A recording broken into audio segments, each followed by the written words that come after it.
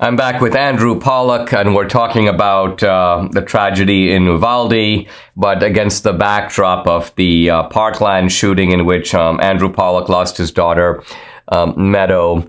It seems true, Andrew, that on the one hand, you have a breakdown of the family in the country that is a root cause of a lot of these problems.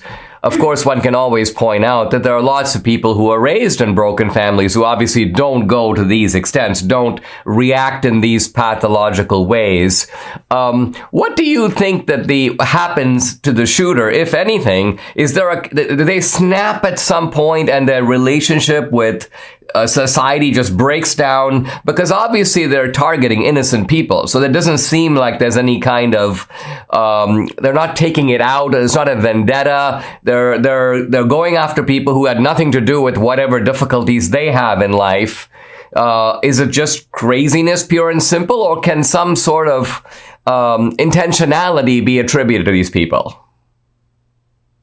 Well, like in my daughter's case and what I put in my book, a lot of there's these liberal policies that start in these school districts that don't believe in holding kids accountable at early ages. When kids are developing, if they're not showed accountability for their actions, it just metastasizes as they get older. Okay, so they're committing misdemeanors and they're young, they're not held accountable. These policies were in Broward County.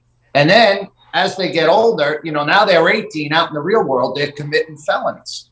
So these policies of coddling kids, I don't believe in it. If you set children up for failure if you don't show them accountability at an early age. They need a good slap on the wrist when they're young. And this way, as they develop, they learn right from wrong. A lot of these policies that are in these big cities and schools, I think they just passed a law in California that they don't have to report to the police officer, to departments, if a kid commits a crime. That was in Broward County when it went on and my daughter was murdered. Children in the schools were allowed like 3 felonies per year without getting reported to law enforcement. So they could sell drugs, steal an iPhone, assault a kid, and have no consequence. So with crime escalating, you could see the policies of what's going on and what we're going to reap. You hold these kids accountable at a young age, you set them up for success. But a lot of these kids, like these shooters, they need backgrounds. Who are you protecting? You know what I mean? When they don't get a background, it gives them the right to go and purchase a firearm, like I talked about the system. These sick kids need to have something on their background to make it harder for them to go purchase a rifle. Andrew, talk about parents. You said that you had a kind of a direct advice that you'd like to give to parents who find themselves in these situations or potentially. Let's address that. Sure. That's really why I go on and do all these shows. It's really to educate parents. We've learned you can't count on politicians from the left or the right. That last vote to Ukraine really upset me that these Republicans went and voted to give that $40 billion to Ukraine when Americans were suffering. But parents, you can't rely on politicians and you can't rely on the school district to protect your kids. It's the parents' responsibility, Dinesh. You're taking your kid to the school, okay? And they're your children. You got to make sure that the school is safe. And there's a few things you can do. You can't just think leave them in their hands and everything's fine. So I tell parents, go do your homework now, everybody. You drop your child off, go get a cup of coffee, go back to the school, see if you could get back into the school. Go knock on the door, see if you could get there and see what happens. That's one. It doesn't cost anything. All these things I'm going to say doesn't cost the school do anything except and then make sure they have a single point of entry at the school. There's only one way in with 2 doors. You open the door, you go into another section where you got to show ID, okay, or have a key fob, and then you could get let into the school. Another one that's important is a hard corner. People don't know what a hard corner is, and it really doesn't cost the school anything either. In Parkland, the shooter went in the hallway, shot through the glass in the door, okay? The kids were in view of through the window, right? They were at their desks, and he actually shot some kids. They still stayed at their desks. He went down the hallway, came back, and shot him again through the glass. Okay, so the hard corner is the wall against the door. Okay, so God forbid there's a shooting, the teachers could say they could mark it out like they did in Florida. They take a piece of tape on the floor and they say, everyone go to the hard corner.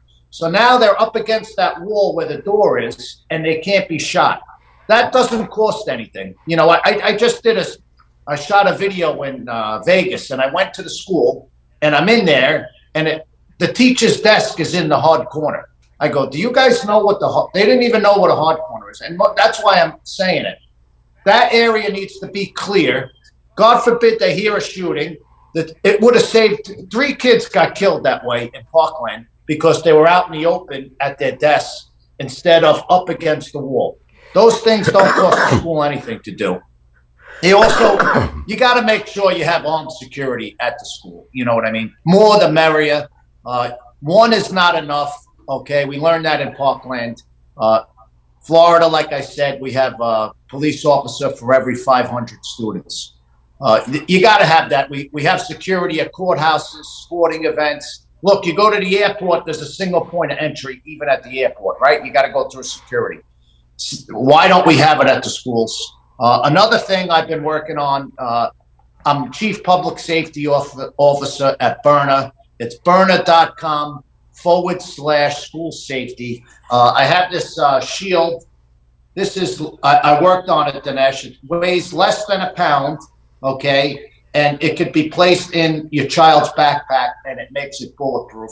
Wow. It's less than a pair of sneakers. I'm going to mail a couple to you when we get offline. I'll get the address from Debbie. I'm going to get it for you. And I don't know, this is just things that parents could do. And like I said, parents, you need to get involved. One good positive thing that I see in the news, because we don't hear anything good in the news. The only thing I've heard is parents are getting involved in school boards, Dinesh. And that is the number one thing parents could do. You got to put the right people in your school board. They control the budget, which is a lot of money. They control security. They can make the difference and the changes. And it's more important locally at a school, at your local level, than who's in the White House if you're living in that community. You need a like-minded school board to keep your kids safe and teach them the right things. I mean, it seems like... And that's my message.